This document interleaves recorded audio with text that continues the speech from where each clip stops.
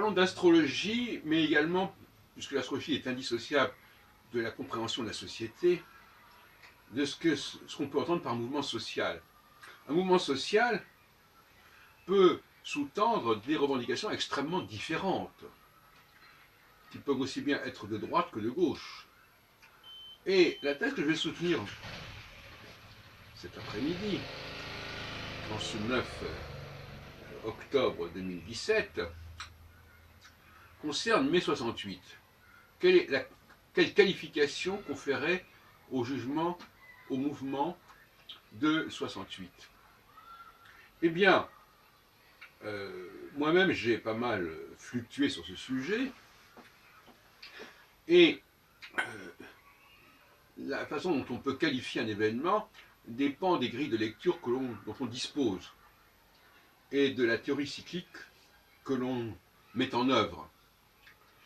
Alors la thèse que je vais soutenir devant vous en cet après-midi, c'est celle d'un mouvement élitique. Ça peut paraître bizarre, mais les étudiants constituent une élite. Une élite qui se plaint à l'époque de ne pas être reconnue, de ne pas être encouragée, de ne pas être encadrée comme il le faut, et auquel on ne donne pas les moyens de se déployer de façon idéale et correcte. Il ne faut pas oublier qu'il y avait un sous-investissement au niveau des structures universitaires, notamment des installations, des constructions, des bâtiments, etc. Donc, c'est un mouvement élitiste, parce que les étudiants constituent une élite. Et cela s'inscrit effectivement dans une idée assez élevée de soi-même, qui n'est pas respectée, dont on a l'impression qu'elle n'est pas respectée, qu'elle n'est pas reconnue à sa juste valeur. Je dis ça pourquoi? Je dis ça parce que dans mon système astrologique, celui du cycle astral, le moment où se produisent les événements de mai 68 correspond à une phase oméga. Et dans la phase oméga, c'est toujours l'élite qui se plaint. Elle se plaint de ne pas recevoir la reconnaissance qu'elle mériterait. En 1789, par exemple, cette élite, c'est la bourgeoisie. Il ne faut pas oublier. Qui considère que son contribution à l'économie, à la vie sociale, n'est pas respectée, ou disons qu'elle est mise sur le même pied que des groupes qui sont beaucoup moins performants. Donc, voilà une autre lecture que je propose, désormais, de cette série d'événements oméga. Le mouvement social, il est là, bien sûr, il est là, mais son interprétation est en train de changer au regard de ce que je viens de dire. À savoir qu'il ne faudrait pas, surtout pas croire que parce que ça prend une forme de manifestation de rue, même violente, cela signifie que l'on défend les intérêts du peuple. C'est souvent l'inverse en fait.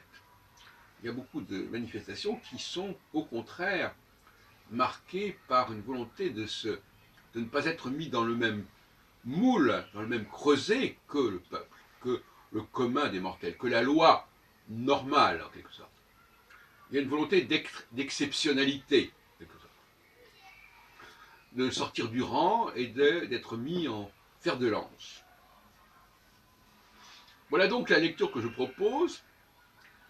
Et actuellement, nous sommes également dans une phase oméga, et par conséquent, on voit que la revendication est celle, en fait, des patrons, qui considèrent qu'ils ne sont pas traités comme il convient, avec le respect qu'on leur doit par rapport à leur contribution, etc. Donc on est, il faut dire, donc 68 finalement, tout comme 89, sont des mouvements de droite, si on peut dire.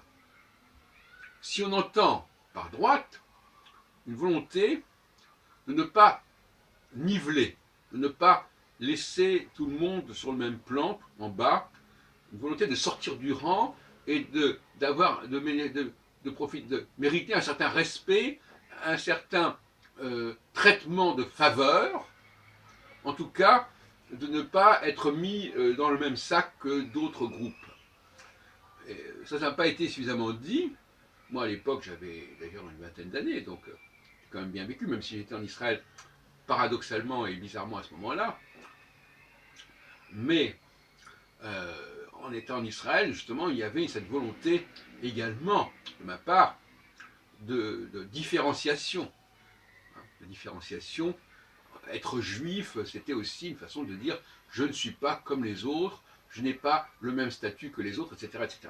Donc, chaque fois qu'on est en phase oméga, il y a des gens qui disent le statut que j'ai ne me convient pas, il faut le reconnaître pour sa spécificité, et non pas le laisser comme ça dans une sorte de bourbier général, de marée générale, où tout le monde serait logé ou mal logé à la même enseigne. Voilà. Donc voilà, je voulais vous dire cela pour vous expliquer que l'événement en lui-même, au niveau brut, on peut effectivement observer qu'il y a régulièrement, de manière récurrente, un certain nombre d'événements, mais tant qu'on n'a pas qualifié cette série d'événements, finalement, on n'est pas arrivé au terme de la recherche et du travail nécessaire.